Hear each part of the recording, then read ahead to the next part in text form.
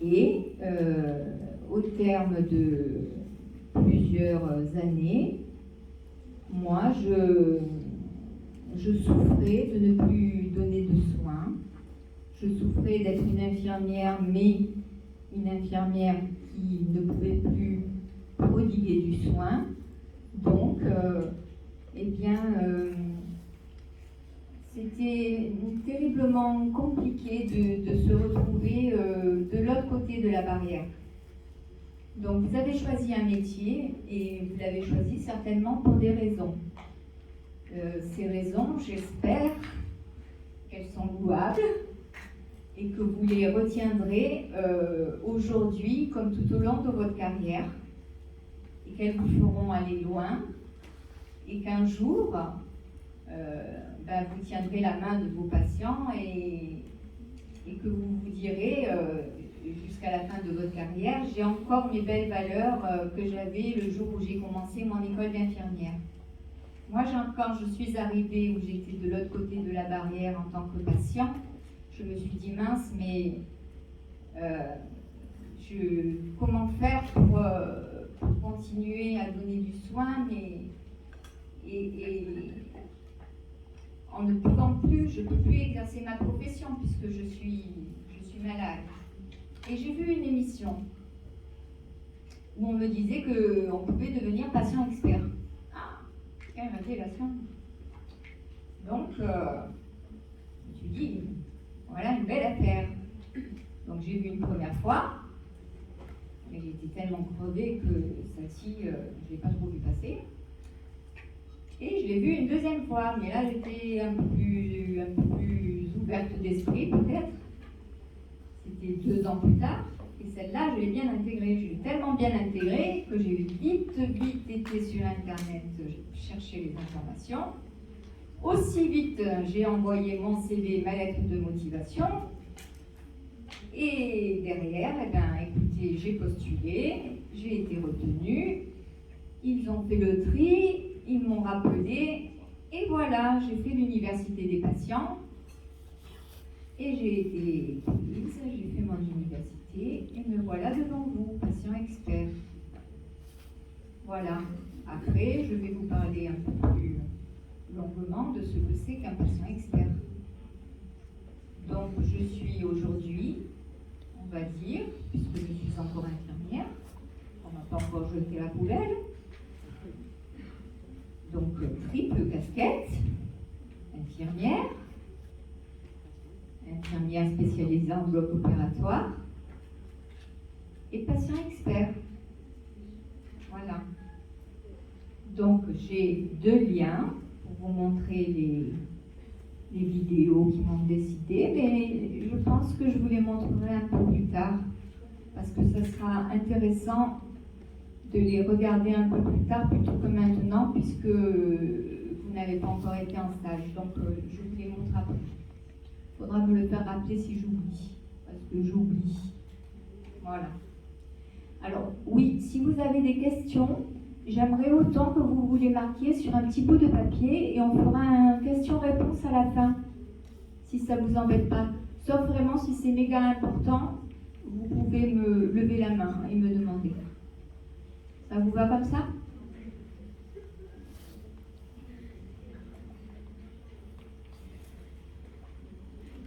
Alors,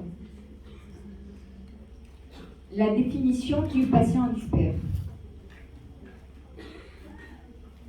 En fait, pour devenir un patient expert, il faut avoir une connaissance très très fine de sa propre pathologie, c'est-à-dire être expert de sa propre maladie. Il faut déjà avoir une maladie chronique. Ensuite, il faut vouloir être acteur de sa maladie. Si on ne devient pas patient expert en restant avachi dans son canapé devant la télé. Celui qui veut devenir patient expert, il faut qu'il qu'il ait une véritable volonté de vouloir retransmettre aux autres ses connaissances, son expérience et ensuite son expertise acquise au travers de l'université des patients auprès des autres malades atteints de la même pathologie que lui. Sinon, on ne devient pas patient expert. Voilà. Il faut avoir une réelle volonté de retransmettre. Oui.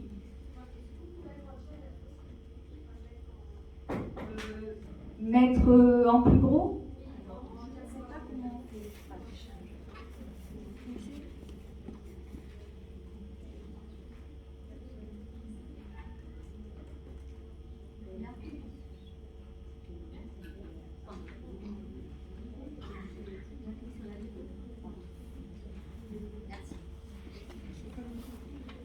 Merci. C'est bon pour vous? C'est plus clair en fait? C'est écrit en plus gros? N'hésitez pas à me dire s'il y a autre chose qui ne va pas. Si je vais trop vite aussi, ou voilà.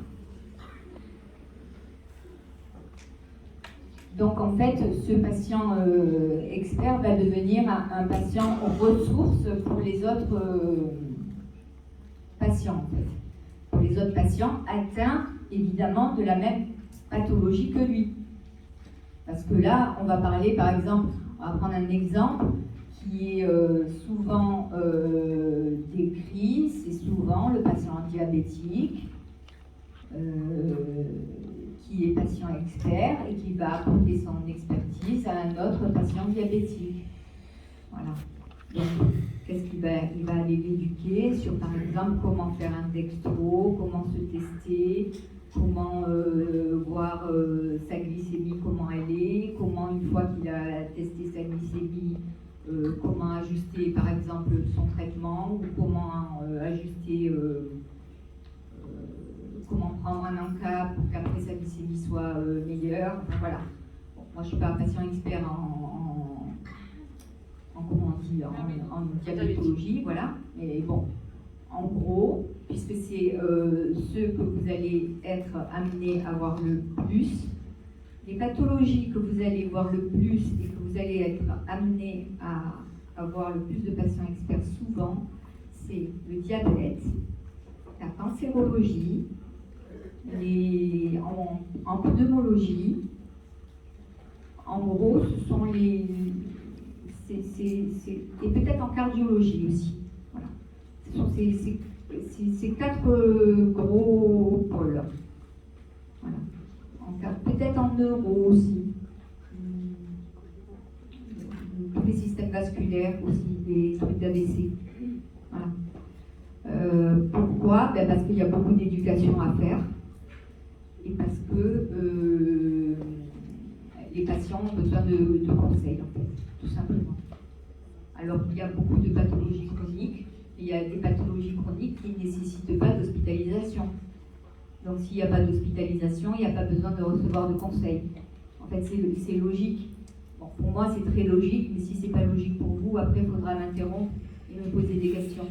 Hein, parce que comme vous n'avez pas encore été en stage, je n'arrive pas à juger de ce qui est pertinent pour vous ou pas, par rapport à moi, mon savoir, et vous, votre savoir ou pas. Voilà. Donc si le patient donc, est expert de sa pathologie, de son ressenti dans son corps par rapport à sa maladie, de tout ce qu'il a comme vécu avec sa maladie, de tout ce qu'il a comme expérience, et qu'il a la volonté de vouloir transmettre tout ça à ses pairs, aux malades atteints de la même maladie que lui, il peut postuler à ce cursus universitaire à destination des patients. Donc, il va aller vers l'université des patients et ça va lui ouvrir après peut-être un cursus et un nouvel avenir adapté peut-être un nouveau métier ou un cursus vers des associations, vers des groupes dans les hôpitaux. Enfin, il y a plusieurs possibilités. Voilà. Excusez-moi si c'est un peu embrouillé, mais dans ma tête, je me comprends très bien, mais parfois c'est un peu brouillon. N'hésitez pas à me dire si ça ça fait partie de mes pathologies. Donc, n'hésitez pas à me redire. Ça s'appelle le brouillard cérébral.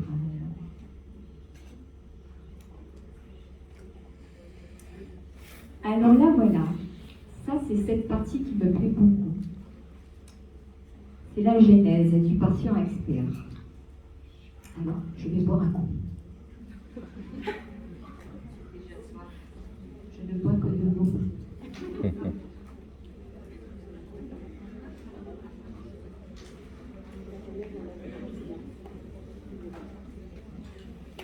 Donc, c'est le professeur Catherine Tourette-Turgis. Excusez-moi, j'ai vraiment du mal avec son nom, il y a trop de T, trop de R. Donc, Catherine Tourette-Turgis, qui est professeure psychologue clinicienne, qui a été pionnière pour fonder la première université des patients experts, donc en 2009. Et nous sommes en 2022, et devinez combien nous sommes de patients experts formés depuis 2009. Allez-y, vous pouvez lever la main et dire des chiffres. Des nombres d'ailleurs. Des nombres chers? Non? J'ai un marteau? Une centaine? Un peu plus. Et sur quel territoire? En France. Combien? 350. Moins. J'ai entendu le bon nombre. Non, 250. 250 de 2009. Ouais, bravo. Mais c'est une honte. De 2009 à 2022, nous sommes un peu moins de 250 à être formés, alors qu'il y a 3 universités. Bon, bien sûr, il faudrait qu'il y en ait plus. Donc, il y en a une à Paris-la-Sorbonne, une à Grenoble et une à Aix-Marseille. Voilà. Donc, ça en fait quand même 3. Il est vrai que s'il y en avait plus, peut-être qu'on en formerait plus. Si c'était plus connu, peut-être qu'on en formerait plus. Si c'était plus médiatisé, peut-être qu'on en formerait plus. Si les patients connaissaient ce cursus, peut-être qu'ils y viendraient plus. Je ne sais pas. Et moi, ce que j'aimerais vous dire, c'est que ceux qui ont instigé en fait cette formation, eh ben, ce sont les patients SIDA. Alors au début, c'est anecdotique, mais c'est très intéressant à connaître, et ça, je suis sûre que vous le retiendrez. Au début, les patients SIDA, eh ben, ils se regroupaient entre eux pour se refiler des trucs. Les patients SIDA, je vous rappelle que c'était dans les années 80. Donc ça date, hein? Oui. Alors c'est parce que je parle peut-être trop près. Oui, Donc là vous m'entendez bien? parfait. Donc les patients SIDA, c'était dans les années 80. Donc dans les années 80 quand même, on se dit qu'on est en 2020, ça fait il y a plus de 40 ans. Et il y a 40 ans, donc ils se refilaient leurs petits trucs pour se dire « Ah ouais, fais attention, t'as vu, moi j'ai ça, faut pas faire comme ci, faut pas faire comme ça. Protège-toi, n'utilise pas l'aiguille comme ci, fais pas comme ça. » Donc ils ont fait leur propre petite université des patients, et c'est comme ça que ça a commencé. Et Catherine Tourette-Turgis, en voyant ça, s'est inspirée et s'est dit, mais oui, voilà, eux, ils ont fait leur petite université des patients entre eux, et c'est de ça qu'il va falloir s'inspirer. Eux, ils ont fait leur petit truc, leur petite popote dans leur coin, mais en vérité, c'est ce qu'il faut faire. Et voilà comment s'est fondée la première université des patients. Tout ça pour dire qu'en réalité, les patients ont beaucoup de choses à dire avec leur vécu personnel, parce que les ressentis et le vécu des patients, c'est ce qu'on a à l'intérieur de notre corps. Et bien souvent, eh ben, on en sait peut-être bien plus que ce que les médecins peuvent savoir scientifiquement. Eux, ils apprennent les règles, ce qu'on apprend dans les livres, ils apprennent l'anatomie, la physiologie, les symptômes, les indications des médicaments, tout ce qu'on peut apprendre. Hein. Mais après, s'ils n'ont pas la maladie, s'ils n'ont pas vécu, il faut bien qu'ils l'apprennent de quelque part. Ils l'apprennent quand même de leurs patients, de ce que les patients leur disent, des retours qu'ils ont. Donc si ce sont des maladies qui sont très connues, très fréquentes, forcément ça fait son chemin et ça va très vite pour qu'ils le retiennent. Mais quand ce sont des maladies qui sont rares, ou méconnues, ou peu connues, ou invisibles, ou ne sais-je quoi, là ça met beaucoup plus de temps pour être retenu ou reconnu par les médecins. Donc là, c'est beaucoup plus difficile. Et quand ce sont alors des maladies invisibles et méconnues carrément, là, le médecin, je vous le dis, pour l'avoir vécu, ils sont carrément perdus. Là, ils ont carrément besoin de témoignages de patients pour connaître des fois la maladie. Parce qu'ils sont perdus, ils ne savent pas. Et ils le disent. Cette maladie, par exemple, je ne la connais pas. C'est normal. Ils n'ont pas l'expérience du vécu de la maladie dans un corps. C'est logique. Ils ont la science. Ça, c'est normal, ils l'ont appris. Il y a des maladies, vous l'avez vu avec ce Covid qu'on vient de vivre ces dernières années. Ils n'avaient pas la science au départ, puisqu'ils n'avaient pas l'expérience. Ça venait de sortir. Il a bien fallu apprendre sur le tas. Bon ben voilà, c'est juste ça. Et maintenant, nous arrivons sur le Covid long. Donc cette maladie où on apprend maintenant à vivre avec l'expérience qui se fait au fur et à mesure avec les patients qui vivent avec leurs symptômes et les experts en maladies infectieuses qui découvrent au fur et à mesure les symptômes et qui soignent les gens au fur et à mesure. Et les patients experts deviennent experts au fur et à mesure de leur expérience qu'ils vivent avec les symptômes qu'ils ont dans leur corps.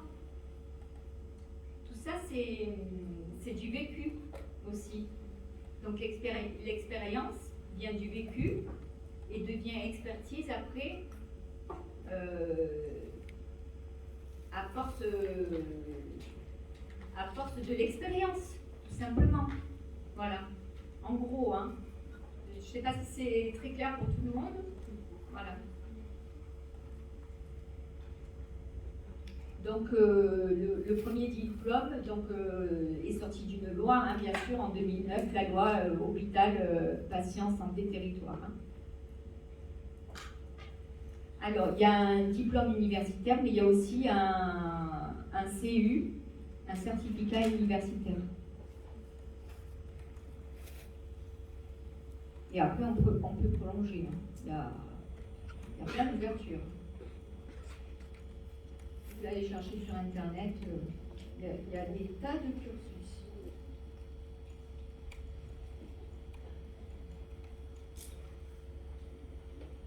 Donc, comme je vous disais tout à l'heure, l'université du patient s'adresse évidemment aux patients atteints uniquement d'une maladie chronique. On ne va pas faire un patient expert d'un patient atteint d'une grippe. Il faut que la maladie soit chronique. Il faut que le patient, bien sûr, soit volontaire, qu'il ait évidemment sa propre expérience de vie avec la maladie. Donc l'expérience, elle doit être quand même suffisamment longue. Et l'université, donc, va lui permettre de passer donc de l'expérience à l'expertise. Et ça va lui donner une légitimité avec le cadre légal donc, de l'université. Il va apprendre des textes de loi, plein de choses, la théorie. Moi, aujourd'hui, j'ai pas envie de vous parler de tout ce qui va, texte de loi, éthique. Moi, franchement, c'est pas mon dada. Je l'ai étudié à l'université. Mais moi, ce qui me plaît dans tout ça, c'est parler de l'humain. Voilà. Moi, tout le côté texte de loi, tout ça, ça me branche pas. Je sais, on est là pour parler de tout le côté humain. Moi, c'est ça qui me plaît. Et on a tous, de toutes les manières,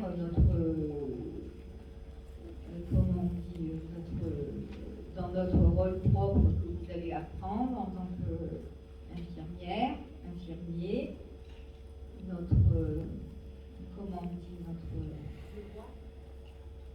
Devoir. Oui, non, mais qu'on n'a pas le droit de dire. C'est très professionnel. Voilà, merci. Merci pour votre aide. On a notre secret professionnel et quand on est patient expert de toutes les façons, ils ont aussi ce devoir de réserve et de secret professionnel.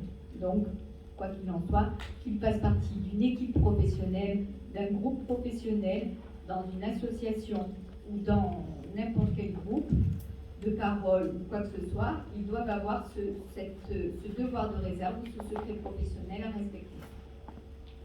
Donc, ça fait partie de leur devoir.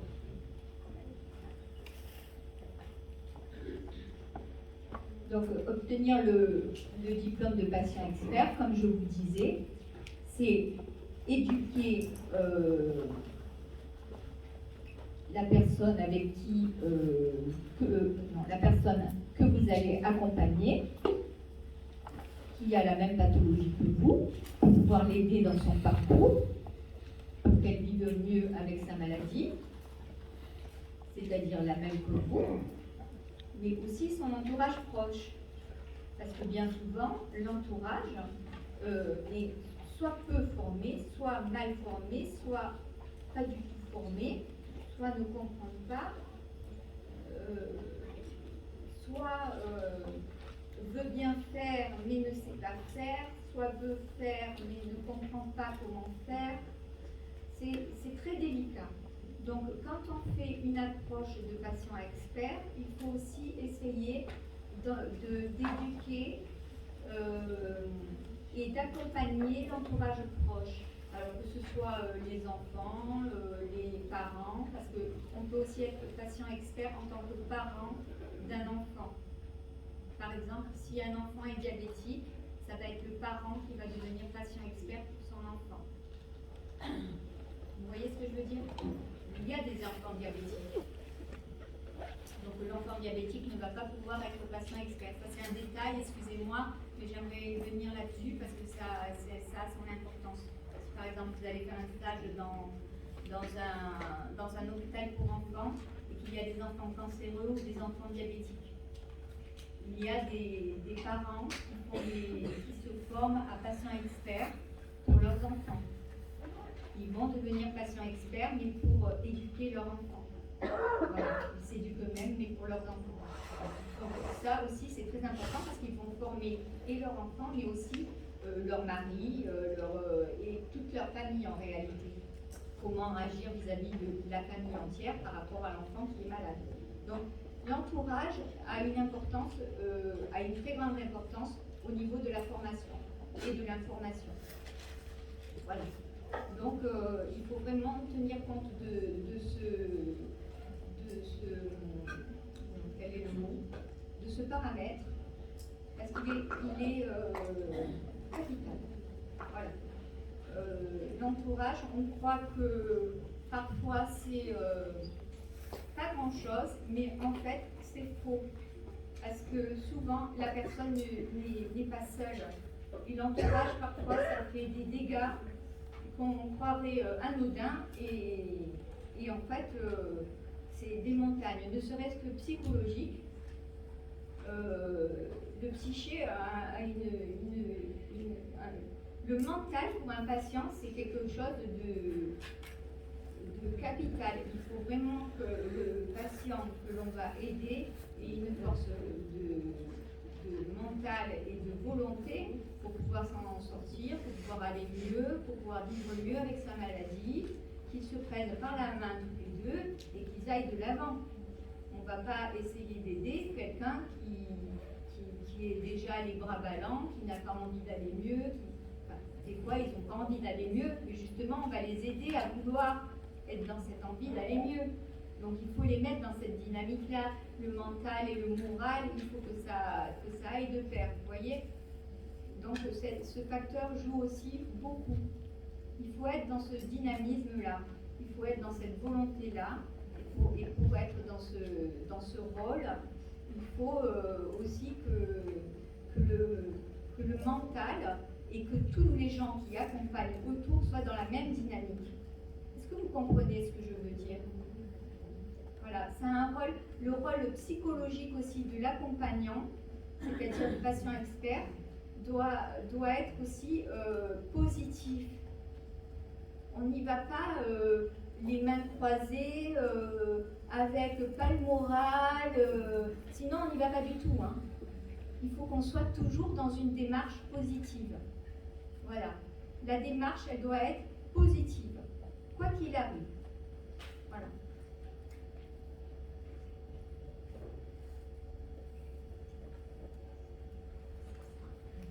Alors, l'éducation thérapeutique, je vais vous laisser lire un peu, mais c'est la définition de l'OMS.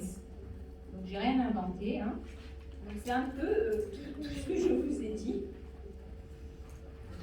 Donc, c'est pour aider les patients à acquérir et maintenir les connaissances et les compétences pour vivre avec la maladie chronique dont ils sont atteints.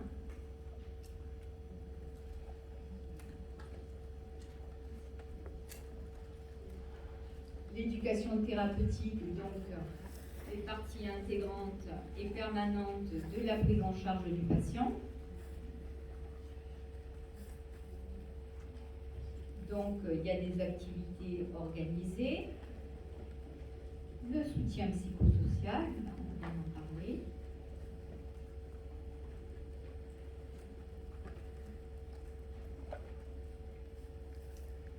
Et ça a pour but de les aider ainsi que leur famille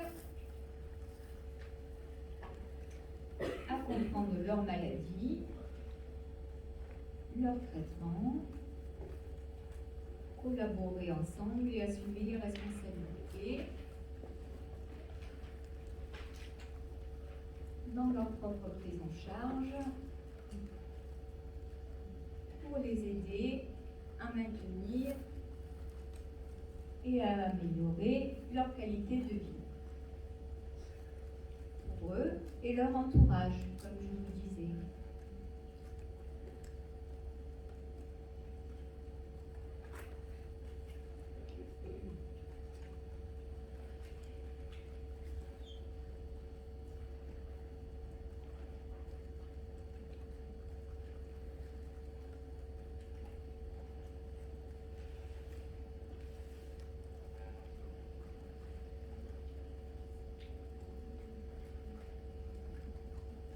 Vous me dites quand on peut avancer. Vous avez noté?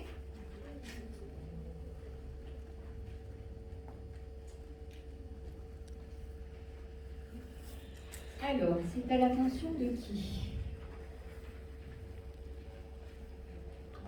Alors, c'est à l'attention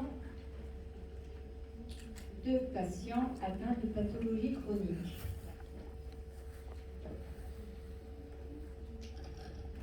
Donc, ils interviennent, les patients experts, en équipe, en structure hospitalière généralement. Donc c'est là où vous risquez d'en croiser